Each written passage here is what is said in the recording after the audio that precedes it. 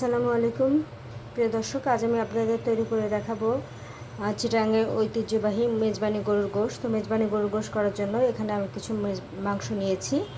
এখন আমি কীভাবে রান্নাটি করছি আপনারা দেখতে থাকুন। রান্না করার জন্য আমি রাঁধুনি রেডিমিক্স মশলাটি ব্যবহার করছি, তো আপনারা দেখতে থাকুন আমি কীভাবে করছি। প্রিয় দর্শক, গোশতগুলো সুন্দর করে ধুয়ে নিয়েছি, এখন আমি সব পাতিলে দিয়ে দিচ্ছি। প্রিয় দর্শক, প্রথমেই আমি 1.5 কাপ পরিমাণ পেঁয়াজ কুচি দিয়ে দিচ্ছি। এবার দিচ্ছি সরিষার তেল, আদা বাটা 2 চামচ, রসুন বাটা 1 চামচ, জিরে বাটা 1 চামচ, হলুদের গুঁড়া 1 চামচ, মরিচের গুঁড়া 1 চামচ, ধনিয়া গুঁড়া 1 চামচ, লবণ স্বাদ মতন, রাঁধুনি রেডি মিক্স মশলা,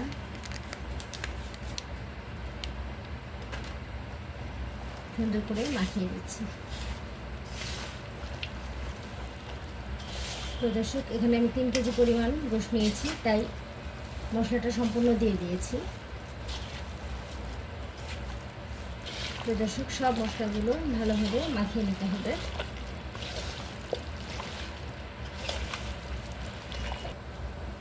তো দর্শক, এই পর্যায়ে দারচিনি এবং তেজপাতা দিয়ে দিলাম। তো দর্শক, এখন দিয়ে দিচ্ছি টক দই,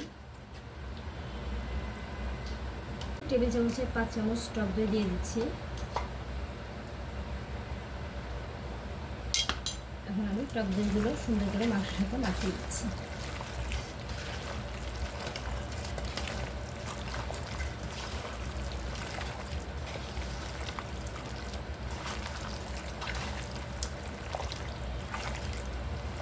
আমি চুলায় বসিয়ে দিচ্ছি। দর্শক, এখন ঢেকে মাঝারি আঁচে বসিয়ে দিয়েছি। তো দর্শক, ঢাকনাটা সরিয়ে নিচ্ছি। মেজবানি মাংসটা রান্না হচ্ছে, ভালো করে নেড়ে চেড়ে দিচ্ছি। দর্শক, আবারও ঢেকে দিচ্ছি।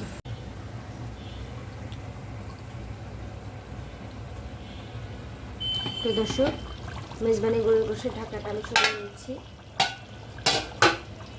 এখন দিয়ে দিচ্ছি কাঁচামরিচ, রাঁধুনি মশলা,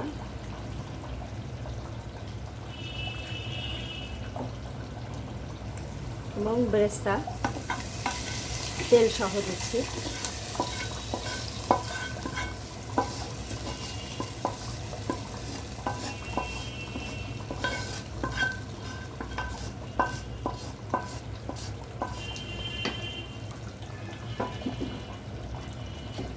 সুন্দর করে নেড়ে চেড়ে নিচ্ছি।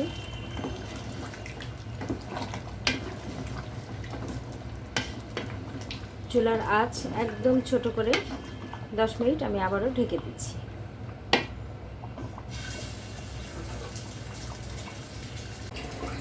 প্রিয় দর্শক, 10 মিনিট পরে আমি ঢাকনাটি সরিয়ে নিচ্ছি।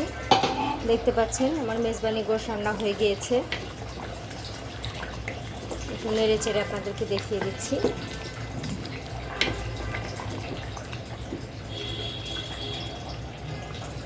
এখন আমি নামিয়ে নিচ্ছি।